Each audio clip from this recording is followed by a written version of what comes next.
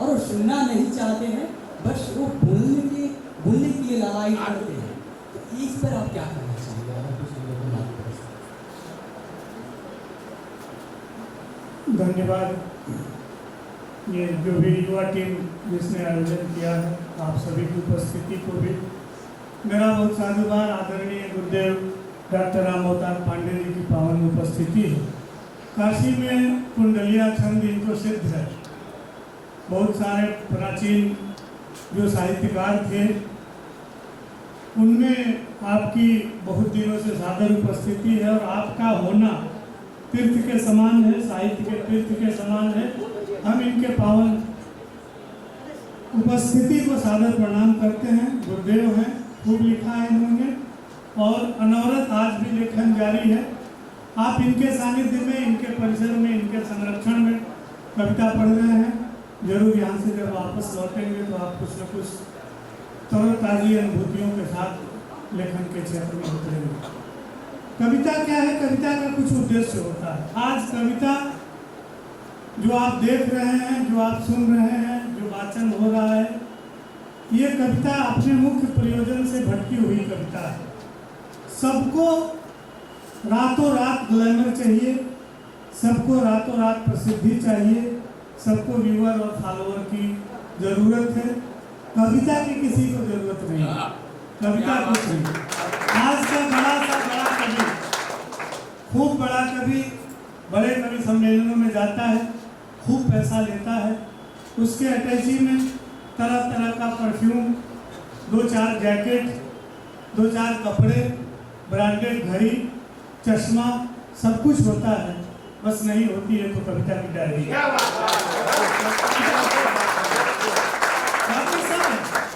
लेकिन कविता ऐसी चीज है कि इन सब के लिए कविता नहीं की जाती।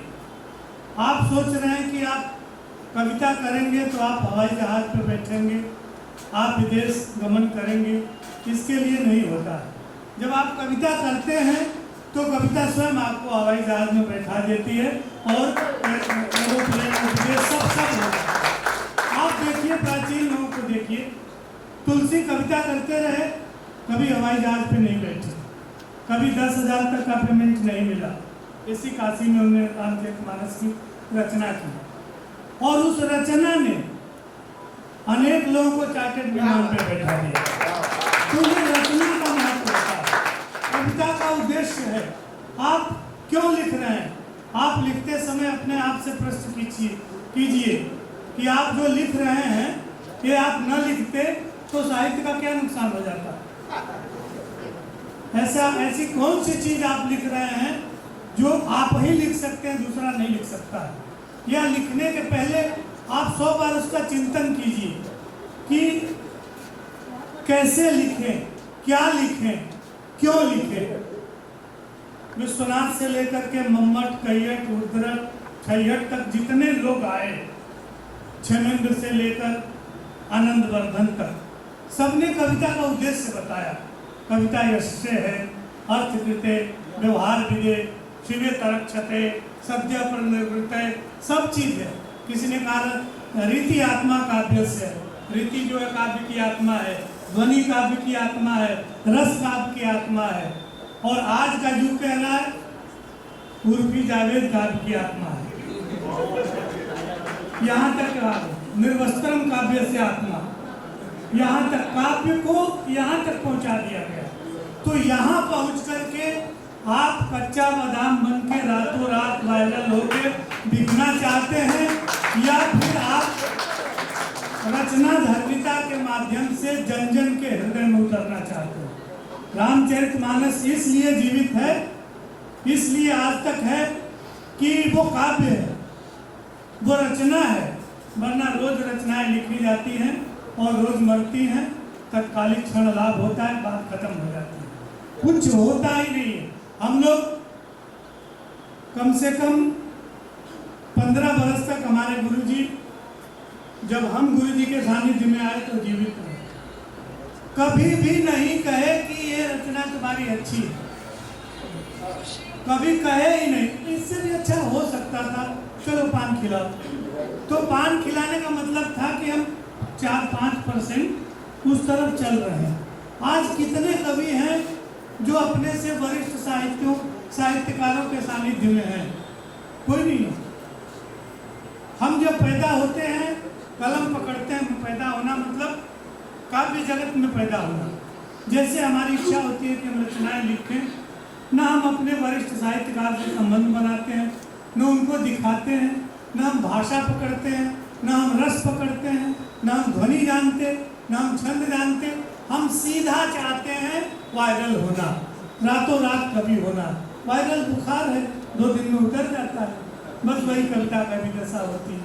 आपका कोई प्रश्न हो कविता के विषय, मंच कैसे मिले, मैं बताता हूँ। इसका कोई शॉर्टकट नहीं है। आप जब लिखने में अपनी ऊर्जा लगाएंगे, बढ़िया लिखेंगे, तो कुछ दिनों में सरस्वती की ऐसी कृपा होगी कि आपको अपने आप मिलने लगेगा। आज के 20-30 वर्ष पहले, 30 वर्ष पहले न कोई फेसबुक था, न कोई इंस्टाग्राम, न कोई आत्म प्रचार का कोई साधन था ही नहीं। तब जरूरत होती थी कवियों की। कोई कवि सुनता था, अरे ये तो बहुत बढ़िया पढ़ा, तो वो दूसरी जगह आपका नाम देता था कि एक लड़का है वो बढ़िया, एक है बुजुर्ग उम्रदराज हैं, बहुत अच्छा लिखते हैं, पता नहीं क्यों मंच नहीं मिला, उनको एक बार बुलाइए।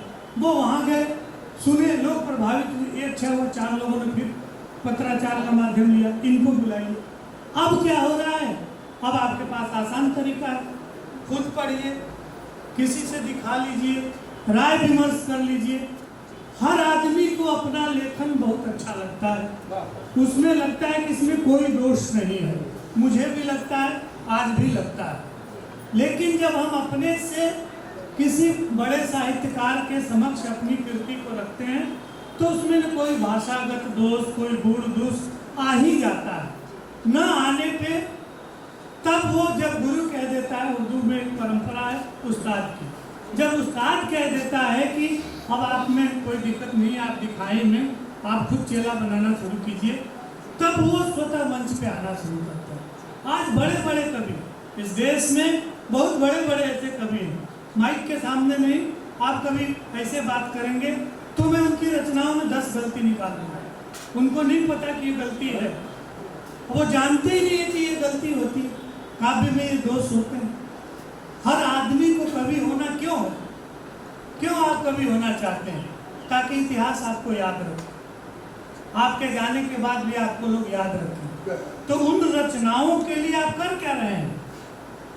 आप अपने से जिस विधा, जिसमें आपके पास क्षमता है, आप श्रृंगार बहुत अच्छा लिख लेते हैं, या उस तरह की आप कल्पनाएं बहुत अच्छी कर लेते हैं, तो आप सौंदर्य वाली रचनाएं पढ़िए, अपने से वरिष्ठ कवियों को पढ़िए, गद्य पढ़िए। जितने आपके शब्दकोश समृद्ध होंगे, आपकी रचनाएं उतना ही समृद्ध होगी, उतने ही श्रेष्ठ होगी। हम कर क्या रहे हैं? हमें क्यों नहीं मंच मिल रहा? जब तक अमिताभ बच्चन जीवित है, कोई दूसरा व्यक्ति अमिताभ बच्चन नहीं हो सकता, और हम अमिताभ बच्चन बनना चाहते हैं। ऐसा संभव है? ऐसा कभी हो ही नहीं सकता। एक कोई है, आप उसके धुन, उसके तर्ज, उसके मुक्तक का मीटर, उसके तरह से खान पान, उसके तरह से पहनावा, सब वो कर रहे हैं, तो जब तक वो है तब तक आपको क्यों पूछा जाए? विकल्प तो पूछा ही नहीं जाता ना। विकल्प वो पूछते हैं जिनका साधन नहीं। हम किसी 50,000 के कवि को खोज रहे हैं, वो नहीं मिला तो 20,000 को पूछ लिया। विकल्प ना बनिए, आप ऐसा बनिए कि आपका कोई विकल्प ही न हो, तो आपको अपने आप बन, आपको अपने आप नहीं। हम जब आए मंच पे, मैं अपनी बात बता रहा हूँ, इस बनारस में कम से कम 4,500 कवि तब भी थे और आज भी हैं। किसी का लेखन कमजोर नहीं है, लेकिन यहाँ से निकलना बड़ा मुश्किल। दिल्ली का कब्जा, मुंबई का कब्जा, तमाम लोगों का काव्य क्षेत्र में कब्जा, वो सयाने लोग, उनके ऑफिस, उनके पीए, उनका सोशल मीडिया, वो सब, हम लोग गांव देहात के लोग, इस सब की जानकारी नहीं। हम समझ रहे हैं कि कविता ही सब कुछ होती है, कविता करेंगे तो सब मिलेगा। अंत में जब कोई दुनियादारी समझ में नहीं आई तो हमने केवल कविता की, और कविता ने सब कुछ दिया।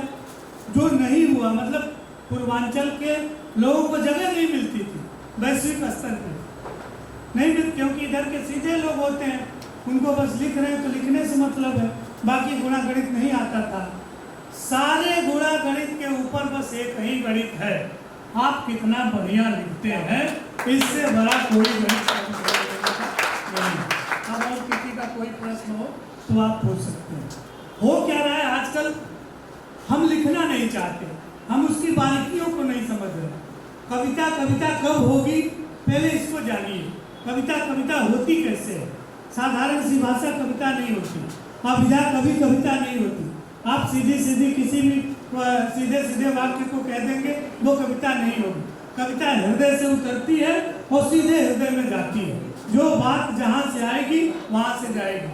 आप कविता में दिमाग लगाएंगे, सुनने वाले को भी उसकी व्याख्या करनी पड़ेगी और अर्थ के लिए भी आदमी रखनी पड़ेगी। इसलिए हृदय से लिखिए, जम के लिखिए, तब तक उसको मंच पे न लाइए जब तक आपको ये न लग जाए कि इसमें कहीं से कोई त्रुटि नहीं है, ये पूर्णतः स्वस्थ रचना हो गई है, तब उसकी प्रस्तुति कीजिए। मंच पे आने के लिए थोड़ा प्रस्तुति का भी ध्यान रखिए। आजकल अधिक लोग मोबाइल पे लिखते हैं, मोबाइल पे देख के पढ़ते हैं। ये कहीं नहीं लिखा गया है कि आप कविता मोबाइल पे लिखें।